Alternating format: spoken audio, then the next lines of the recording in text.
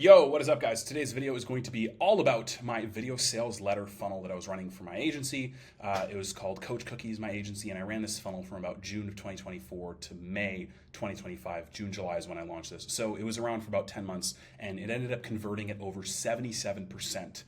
So this video is going to break down the context behind these numbers and the 6 pillars of a great VSL funnel, in my opinion, in order to see if you have good marketing foundations. So if you're looking at this number and thinking, well, 77%, that's ridiculously high, there couldn't have been a lot of traffic or volume going through this funnel, you're correct. There were 9 people who ended up booking a call through this funnel, and 7 of them ended up closing. And while that might not sound like a terrific number, there are lots of people out there talking about doing hundreds of thousands of dollars a month, a week, a day.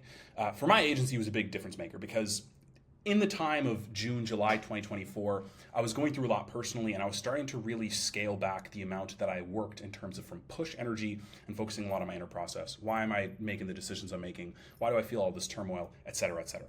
And so even though I wasn't running ads to this VSL funnel, even though I wasn't doing nearly as much outreach as I probably should have been, it was like next to none, it showed that we had great foundations because of how well it was warming up leads who came through the funnel.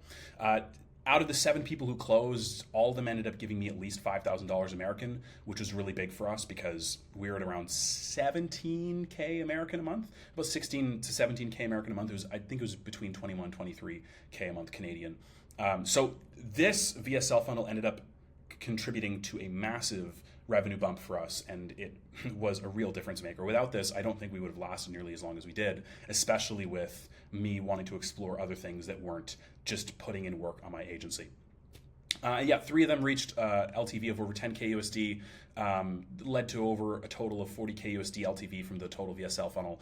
And again, I said it obviously wouldn't have converted as high with more volume, but it's a great sign, shows you have great foundations if it's converting at a high level with this small sample size. And personally, I wasn't truly into the agency model after a while, and this is why I didn't increase volume. This is all organic. So the 6 pillars of a great VSL funnel. Let's go to number 1, is a great offer. So it needs to be something that they desperately need, and it needs to be clear. So a bold, clear claim works best. If it's vague, it's not going to work. The offer that we were running was, we will book 15 to 20 qualified calls for your business. We were targeting coaches in 90 days, or we work with you for free until you do. I ended up changing that to 30 days just because it would be 30 days after the system was implemented, and I'll show, you can kind of see over here, use a mechanism, in a unique mechanism. The unique mechanism was short form video content and an email funnel. Those 2 paired together, once they were done in 30 days, that's when we'd book the calls for you. And by that point, we'd have content already working, and they'd be working the DMs either by themselves or with their DM setter. So the whole idea was, you're going to have content working in the background. By the time the email funnel launches in 30 days, you'll have this amount booked for you. Nobody ever took me up on the guarantee. Funny enough, I'll just mention that. But the offer was clear. I thought it was a home run offer. I thought it was great. We had social proof, and I felt very, very comfortable fulfilling on it. So it was 90 days. Then I experimented with 30. We didn't experiment with 30 very long because we ended up shutting down the agency. Now, long term, I probably would have just stuck with 90 days because it didn't make that big of a difference, but also it was a small sample size. But if we're working with a guarantee like work with you for free until we do, I probably would have kept it at 90 days just to give us a bit more of a buffer and to target people who are not nearly as, desperate without, not putting it, I can't put it diplomatically, I can't think of the right word. But I would have liked to continue to target people with higher budgets, more patience, a more robust system that was consistent. So I think looking back on it, I would have kept it at 90 days. I was kind of experimenting, then we closed things down, so it wasn't a huge deal. But pillar 2 here is social proof. So can you prove that you have actually done the thing that you say you do? And not just in quotes or video testimonials of somebody whipping out their phone and being like, hey guys, it's me, I worked with John, John's great, he's my boy. But can you show the context of where you took these people from and where you brought them to? I love having Zoom interviews, so it made such a massive difference having my clients on camera. And if you look at other videos on my channel, you will literally see those Zoom interviews and showing the context of, hey, Corey Armstrong went from 10K a month to 50K a month. Hey, Biggie the jeweler grew this amount of subscribers. I think he's at 60K right now, so I can't even keep up with his meteoric growth. But just the idea was, it's not just, this is what Corey has to say about me. It's like, hey, look, Corey's on the fucking camera with me. Corey is speaking with me about his experience, and we're really fleshing it out so you understand exactly what we did and exactly what it's going to look like when we work together. And so that the second point here, like add context. Leads who go to this funnel need to see themselves in the transformation. If they can't relate to the people you're saying you helped or the people whose lives you've changed, they're not going to be nearly as interested. But if you say, hey, look, this person was at this amount of money, this is their situation, and you really map it out. This is everything they were going through. This is exactly what we helped them with, and this is exactly how it made a difference for them in their business. It's so much easier for them to relate and for them to actually want to work with you. That's pillar 4. Oops. Yeah, pillar 3, a unique mechanism. This is not just saying we do content. This is not just saying we do ads. Can you create some type of name for the process that you have to help your clients? So for us, it was the high ticket client recipe because we were Coach Cookies. You can see up here. Coach Cookies was our name. We had like a whole cookie theme thing. It was funny. I liked it a lot. A lot of people got a kick out of it. And so the high ticket client recipe was short form content and an email funnel. But I didn't say, yo, we just do content for you and we do emails, because that's not something that'll stick out in people's minds as much. It really, when I first got into marketing, I thought it was just like marketing bullshit gobbledygook that you just throw a name on something and people like it. No, it works. Have a name for your mechanism and don't just talk about the features of what they get, talk about the benefits.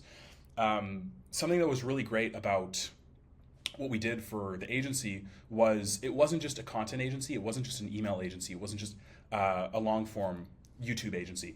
It combined two really powerful facets of marketing that a lot of people saw the value in, because we were targeting coaches who were already at 10K a month, so they know the value of content and emails. And then once they're through with their first initial agreement, we could figure out, hey, do you want long form YouTube? Do you want email newsletters? It gave us an opportunity to upsell, downsell, build continuity offers from there. So it just needs to be different from everything else they've seen. If you can't develop a unique differentiator on your process and how it works and how it's related to the results you've gotten and how it sticks out amongst the other things they've seen in the market, it's just not going to stick as well. So make sure you have a unique mechanism and you give it a name. It's very clear what they're getting and show how it's relevant to the results that you say you're going to give them. The fourth thing is a great VSL. So this other tab I have here is going to show you the script of the VSL, and I'll put a link to the VSL that I actually wrote so you can see it down below. But the VSL writing obviously has to be good. You know what I mean? You can't just write like a garbage fucking VSL and expect people to book in a call just because you have the other things. So the format I use is like intro. You need to have a hook in the intro. That should say hook, not intro, but I'm not going to change it. You need to hook them in. You need to have something interesting. And then ground them in the problem. Hey, this is what you're experiencing, and this is why it matters to you. I like using an analogy, which is what we did with the Coach Cookie script, and I'll show you in a second. And then you go, hey, here's the new way of doing things. Here's the old way of doing things. You can flip these two around. I know Trey Cockram talks a lot about marketing psychology, old way, new way, bridge the gap, or show them how to finally get them over the line with that sales process. You can flip the old way and the new way. I put new way before old way just because I had introduced the cookies analogy, and I wanted to explain how that was different and what it was supposed to do, instead of them being like, why'd you tell me about cookies, and now you're explaining the old way of marketing. It just flowed nicer. After that, you show your social proof, explain the social proof. After that, you need the offer. So that's when I went in and said, hey, we'll book you 15 to 20 qualified calls in 90 days. And then how does this work? Explain in steps the details of how the process works, what you do, and then qualifiers. Hey, this is for you if blank, this is not for you if blank, CTA. So the script here I have is, are you building an online audience online, want to turn more viewers into buyers? You can kind of scan with your eyes, but ground them in the problem here in the analogy with broccolis versus cookies. And then I ask them, is the content you're feeding audience broccoli or is it a cookie? In order for you to get better results from your content, this is the new way. You need to make content that your audience actually wants to consume. You don't need to create content that's over sensational or overhyped like Mr. Beast exploding a village of children in Somalia, but you do need to make content that's enjoyable. Anyways, I'll kind of scroll down a little bit. You can pause and read it. That, my friend, is a cookie. New way. And then old way here, people will line up to buy your program. It's going to be the lineup. There we go. The lineup to buy your program is going to be bigger if you're giving them cookies. Old way, most coaches' content is like the Ricky Bobby quote. I don't know what to do with my hands, et cetera, et cetera. Proof, tons of proof here. And then after the proof, we have the offer. Explain how it works, disqualifiers and qualifiers, and then CTA. Book below. Something I really want to highlight here. My favorite part of writing this whole process was you don't have to do something like Mr. Beast exploding a village of children in Somalia. People fucking love cookies. I love that line. And then the Ricky Bobby, I don't know what to do with my hands. The reason for that is because you need to have some fucking personality in the VSL. You need to have something that pops. Because there are a lot of people writing VSLs. They think that, you know, some type of Google Doc Loom VSL is going to work. They think Talking Head VSL is going to work. They think that a podcast VSL is going to work. All of these things can work. But if it doesn't align with who you are, your unique strategy, your unique essence, your soul, and your strengths and your abilities, it's just going to fall flat. So I thought the Somali joke was hilarious. I thought the Mr. Beast thing was funny. I thought the idea of cookies versus broccoli was fucking funny. So I included that, and I let that unique personality show through. And it made a difference. People really liked it. They got a kick out of it.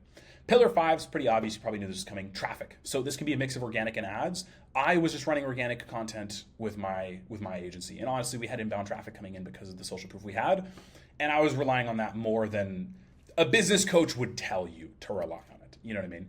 But I always say that do not, for the love of all that is holy, don't forget organic. Because if you're trying to make a long-term play, and if you're actually trying to build something sustainable, organic content is going to be the difference maker in the long run. Ads are great. Ads are incredible.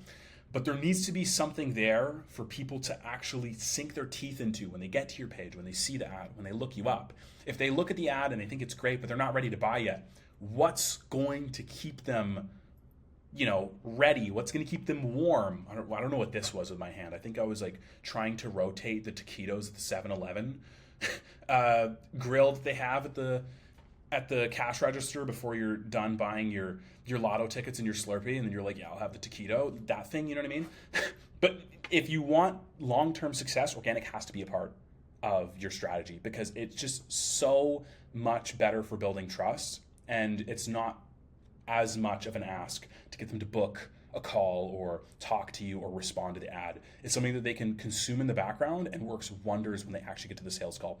People who watch your organic content are so much more likely, is that proper English? I think so. They're way more likely to actually become good clients, trust the process, and want to be closer to you and buy into your systems. So ads are great. I believe in ads a lot, but do not skip out on organic. Stay consistent, even if it's not every day. Pillar number 6 is super crucial if you're running sales calls. Email follow-ups. And this is what I did, and it helped a lot. So if you're not running sales calls, just have an offer doc that you send to them, and then, you know, they can message you if they're in. If you're doing a VSL funnel, just explain to them, hey, if this sounds like something that interests you, message me on Instagram, or here's the link to a chat, or here's a link to sign up. Either a link to sign up or message on Instagram is totally fine. Just make sure there's a way for them to know how to get started if you're selling in the DMs. But if it's a sales call, have email follow-ups. What I would do is I would send at least 3 to 4 email follow-ups automatically. The first one would be as soon as they booked. And it would be like, hey, you're in, talk soon. Really excited for you to chat. This offer is all about building out marketing systems that book you 15 to 20 qualified calls in 90 days. Here's what I need from you. And I would give them instructions. 1, make sure that there is no distractions when we're on this call. I don't want to talk to you when you're in your car. If you can't, let's do another day. 2, make sure that you XYZ camera will step to us. And 3, make sure you watch this video on how I helped Corey Armstrong go from 10K a month to 50K a month. And that was like my headlining case study that I sent in the first email. Second email was just a brief reminder, hey, your call's coming up in a day, and there would be another case study in there. Third one would be, hey, your call's coming up in 2 hours, another case study, and then I'd send a text. There'd be no case study in the text. But it was just constantly reminding them of, hey, we're talking soon. It increased show-up rates.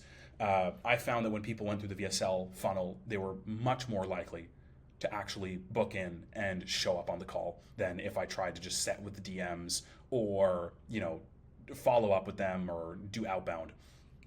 And when they get to the call, they'd actually go, yeah, I watched the videos, or I saw a little bit and it was great. And they would actually tell me that they're going through the things that I sent them. So it helps remind them of the call, and it also helps get them familiar with you, your process, humanize you, and show that you're capable of doing what you're doing. But anyways, that's today's video, guys. Appreciate you hanging out. I don't know why Miro's been doing this. I managed to have it be English, proper English, before I went into the 6 pillars, and now everything is in Aramaic, apparently. But anyways, thank you so much for hanging around. If you have any questions, you can reach out to me on Instagram in the description below, and you can check out the VSL that I wrote down in the description below. We'll talk later. Peace out.